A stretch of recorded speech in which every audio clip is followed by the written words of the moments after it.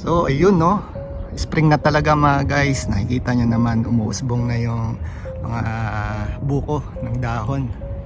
Yan, nakakatuwa. Totoo na talaga to. Kahit naging pangit yung weather namin ng mga nagdaang linggo, pero this is it, pansit mga guys. Welcome spring.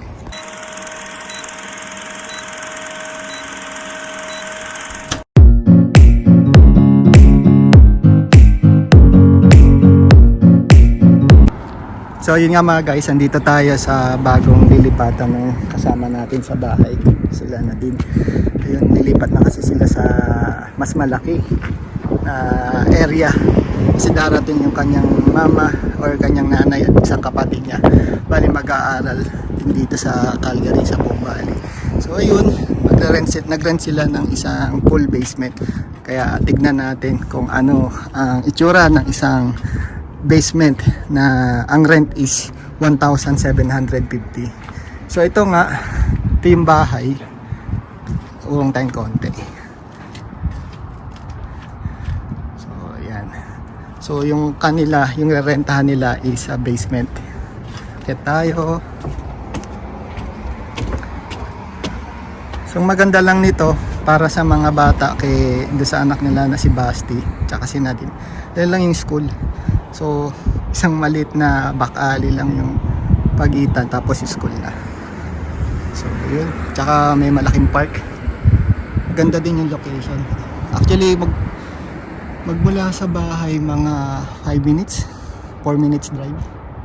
Yan, lapit lang sila sa amin. Yan, yung area nila. Ito yung community nila. So, pasok tayo sa loob. So, yun nga. Dito yung pasukan yung sa main floor. Yung sabi nila sa akin, parang Canadian yata yung nasa taas. So, pasok nyo nga. Yan, merong ano, yung lagayan ng mga winter clothes, winter jacket, boots. Hagdan. Sa baba.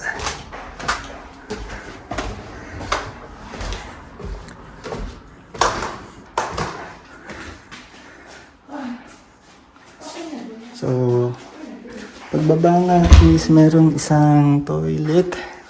Yan, toilet. Yan. Yan yung kasama dito sa nirent nila. Parang dalawang toilet yata. Yan yung tinatawag na pool toilet. Merong wash basin, water closet, tsaka shower. Tapos isang kwarto. So dyan tayo nakatayo kanina mga guys, palabas. So yung isang bedroom nga, yan, merong built-in closet na. So yun, tapos dito, ano kaya?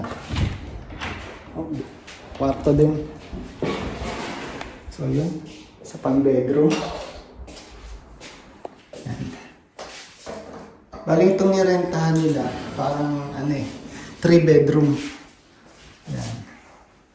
So ito nga yung pangalawang bedroom sa 1,750, 3 bedroom, isang kitchen.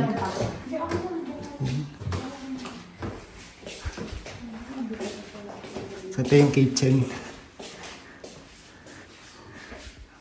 Ganda ng kitchen. Actually bagong renovate eh. Kaya yung binigay sa kanilang move-in date is May 1. Kasi nga, nire-renovate pa ng may-ari. So, yan, tapos na yung renovation. So, yan na yung kinalabasan. Bago lahat.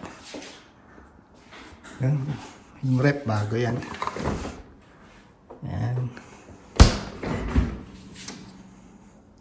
Tapos, bago rin tong kanilang, lutuan. Yung kanilang cooker.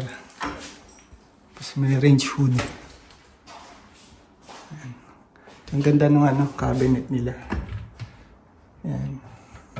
Updated. Yan. Self-closing. Tapos, yan, naka-tiles din. Usually ba kasi dito, painted lang. Kasi ito maganda tiles. Yan.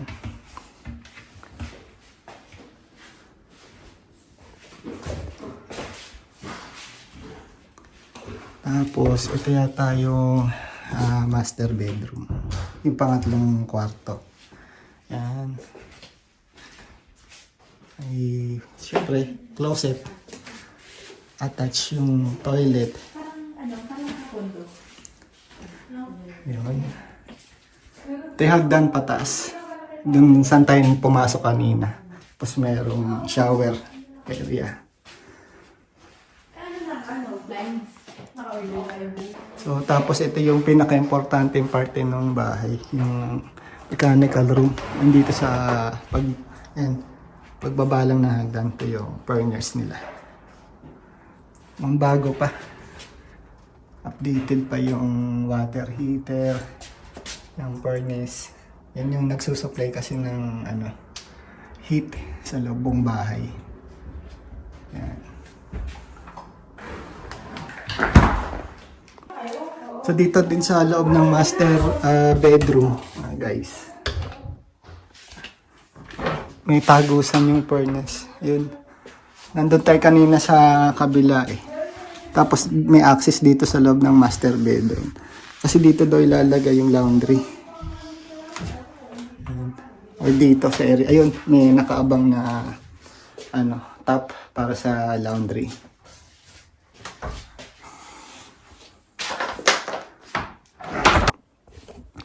So yun, ganito ang presyo ng rental dito o rental properties dito sa Calgary. Sa 1,750 a month. Sa 3 bedroom, 2 bathroom, isang kitchen. Ito yung itsura niya. So yun nga mga guys, yan yung itsura ng isang rental property basement na 1,750 a month dito sa Calgary, Alberta. So medyo mura na yon sa tingin ko kasi yung mga nakikita ko nasa 2,000, 3 bedrooms, 2 bath, full bathroom. Yan, mga 2,000 yung nakikita ko sa listing eh. Pero ito naswertehan nila na din to. Fully renovated pa. Yung nga sabi ko kanina dapat mga katapusan siguro ng April. Pero syempre kasi na-renovate. Kaya nag-extend. Yes. Meron pa building permit. Sabihin, ni-renovate talaga siya. So, maganda din yung paligid. Mukhang tahimik dito sa area na to. Tsaka mapuno. Maliwalas. Kainaman nito pabor na pabor sa mga bata kasi ayun lang yung school. Tawid lang tayo, school na. So tanaw na tanaw mo yung estudyante mo dito. So isa pa sa maganda dito sa nakuha ng location nila Nadine, ayun yung bus stop. Bus stop. Tatawid ka lang, lalakad ka lang ng mga ilang hakbang, bus stop na yan. Tapos tatawid ka naman sa kabila, bus stop din. Sana? Yun. Bus stop yan, mga guys. So tapat lang ng bahay nila, yun yung bahay nila, bus stop. So napaka-accessible para sa kanila. Kaya sulit na sulit yung renta nila dito. One eternity later. Ayun, so magluluto muna tayo ng agahan natin mga guys. Dito ako nagluto sa labas. Kasi ang lulutuin natin is puro dried fish. Yan, daing na labayita. Tapos pusit. Tapos ito yung dilis na tawag nila. Sabi nung kaibigan namin na nagdala, boneless pala, biniyak sa gitna. Yan, binawasan lang ng tinik. So yun nga, kasi maamoy kaya dito tayo sa labas ngayon. Gamit lang natin tong portable na kalan natin. Pang camping to actually. Yan, butane lang ginagamit natin dyan. Yan, butane gas. Painitin lang natin yan. Tapos, yun, ganda ng panahon ngayon. Sabado ng umaga. Dito sa amin sa Calgary, Alberta.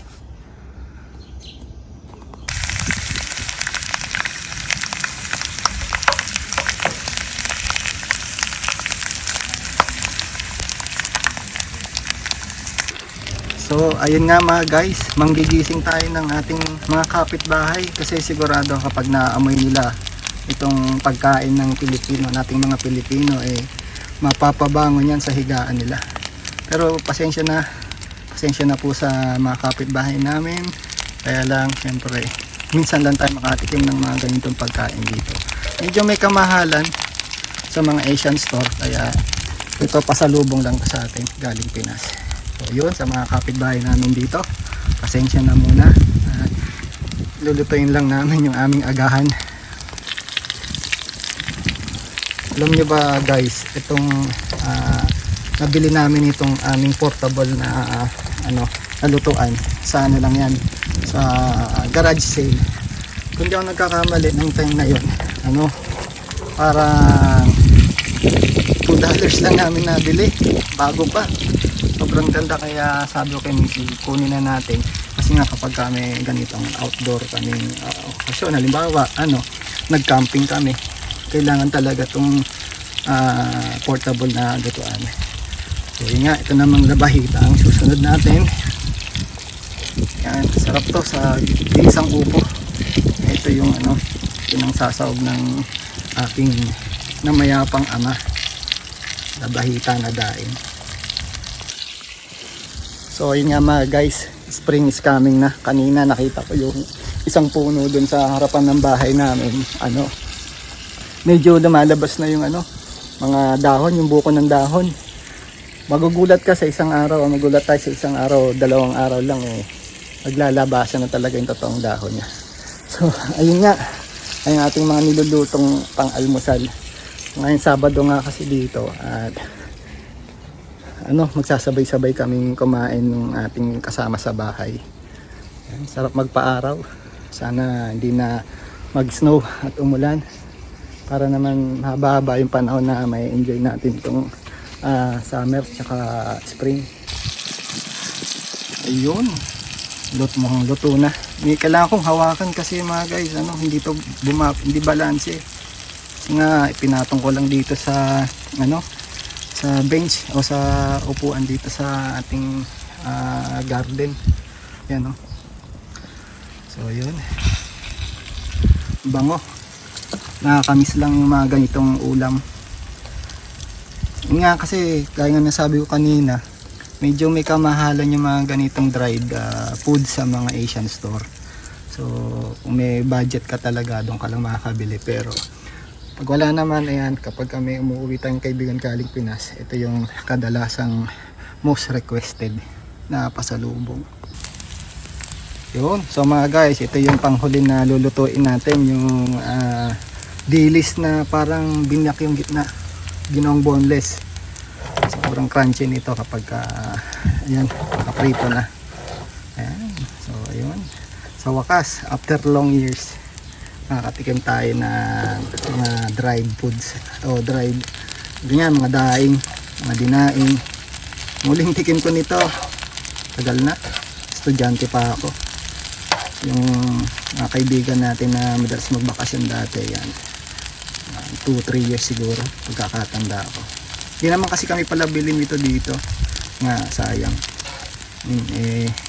Di naman baga, nakatikim naman na tayo dito sa Pilipinas, alam na natin yung lasa.